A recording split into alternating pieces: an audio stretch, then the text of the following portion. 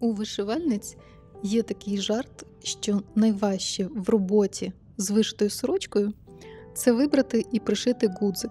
Як ви знаєте, кожен жарт – це жарт тільки наполовину. І я, коли закінчила свою сорочку, зробила на ній зав'язки, але вони мені не сподобались, і я все літо носила сорочку без застібки. І от нещодавно, наводячи порядки в своїх запасах, я знайшла ось ці гудзички обтягнуті від своєї сукні. І мені в голову прийшла ось ця ідея, що чудово було б зробити гудзик до своєї сорочки, такий самий, обтягнутий тканиною. Звичайно, що було б ідеально зробити їх на замовлення, але в Києві якось дуже складно знайти місце, де їх роблять. Плюс там є багато обмежень в самому діаметрі гудзика, там зазвичай йдуть від 11 мм. Також доведеться почекати від кількох днів до тижня, поки їх зроблять. Ну і вартість буде від 15 до 150 гривень за гудзик. Тому я вирішила зробити їх самостійно. Процес та результат мені дуже сподобався. Сьогодні поділюся ним з вами. Я використовуватиму все те, що маю вдома. Якщо немає гудзика підходящого розміру, можна скористатись якоюсь білою пластиковою картою або ось, наприклад, кришечкою від нутелли. Головне, щоб воно було біленьке і пластичне. Далі я взяла наповнювач від своєї подушки. Ви теж можете взяти якийсь наповнювач чи з іграшки, чи з подушки. Головне, щоб воно було легеньке, синтетичне і щоб швидко сохло. Воно нам потрібно для того, щоб придати красиву таку заокруглену форму нашому гудзичку. Потрібен буде наперсток, ножнички, циркуль, простий олівець, нитки в тон тканини. Власне, сама тканина у мене буде та, з якою моя сорочка пошита, це кутики, які залишились. І ниточки для декору, якщо декор у вас передбачений. Вибираємо гудзичок підходящого розміру і бажано світлого кольору. Якщо у вас немає підходящого розміру гудзика, чи взагалі немає гудзика, можна вирізати із пластика таке кружальце, пробити в ньому кілька дирочок, і далі алгоритм дій буде такий самий. Я беру свій наповнювач і за допомогою голочки та ниточки так легенько прикріплюю його до гудзика, щоб воно ніде не ковзало нікуди. І коли більший шматок я вже більш-менш пришила, зверху і по центру я додаю ще таку маленьку катишечку. І таким чином формую ось цю таку опуклу форму для свого майбутнього гудзичка. Далі беру свої улюблені ножнички і обережненько, охайненько відрізаю все зайве.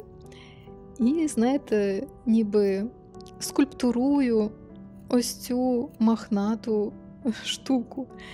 Роблю його симетричним і таким симпатичним. Така пухнаста штучка. Якщо у нас передбачений декор на цьому гудзичку, беремо тканину і вишиваємо те, що в нас заплановано. Якщо декор не передбачений, то цей крок можна пропустити.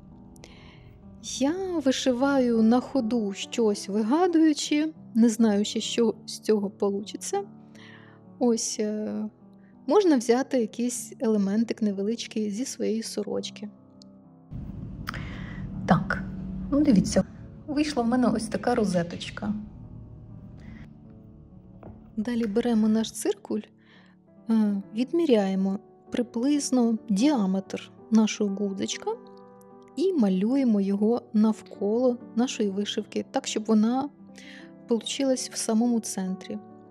Ну і далі вже за допомогою ножничок акуратненько то все вирізаємо.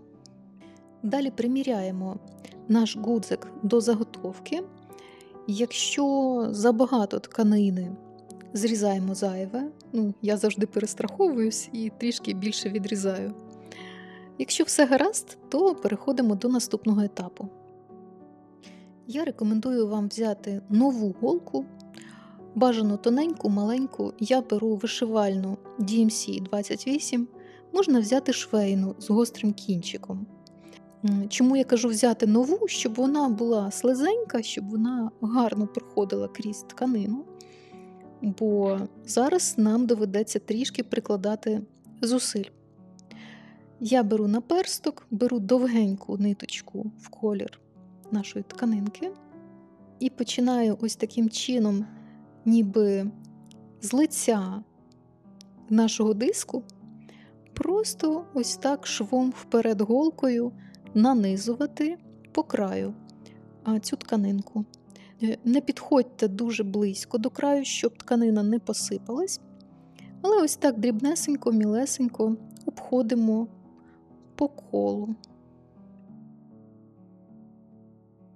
Далі беремо нашу пухнасту заготовочку з гудзиком, кладемо її по центру цього диску і затягуємо все те, що ми щойно призібрали. Гарненько затягуємо, зав'язуємо вузлик і формуємо із нього таку маленьку симпатичну хінкальку.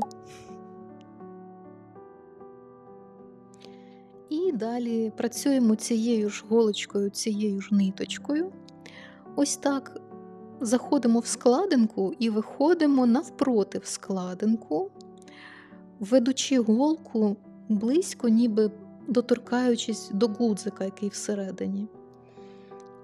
І ось так проходимо і сильно затягуємо ниточку в одну та в іншу сторону. Нам потрібно зробити так, щоб ось ця тканина дуже туго обтягнула гудзик, щоб ніде в нас не морщило, не залишалося отаких складинок тканини на лиці. Тому постійно перевіряємо, як воно там з лиця, слідкуємо за тим, щоб вишивка не збилась із центру нашого гудзичка, так? Також слідкуємо за тим, щоб оця ніжка, яку ми формуємо, щоб вона була відносно симетрична. Ось таким чином це прям, знаєте, така як скульптура із тканини і ниточок. Ми його так помаленьку, охайненько, щоб нитка не порвалась, але при цьому тісно затягуючи, формуємо наш гудзичок. Це може зайняти деякий час. Тут не варто спішити, не варто психувати. Можливо, потрібно потренуватися, зробити кілька гудзиків. Ось я, наприклад, зробила 5 штук, і кожен наступний получався краще, ніж попередній. Також тут потрібна така певна сила і цупкість в руках. То, що ви бачите, що в мене там шкіра десь на пальцях трішки облазить, це результат моїх трудів. А поки я тут дуже натхненно це все роблю, попрошу вас поставити вподобайку цьому відео, якщо вам сподобалось чи було корисним. І напишіть, будь ласка, в коментарях, можливо, якісь у вас є теж лайфхаки, як краще чи легше робити такі гудзички. Або якщо ви знаєте майстерню у вашому місті, то теж буду вдячна за контакти, особливо в Києві.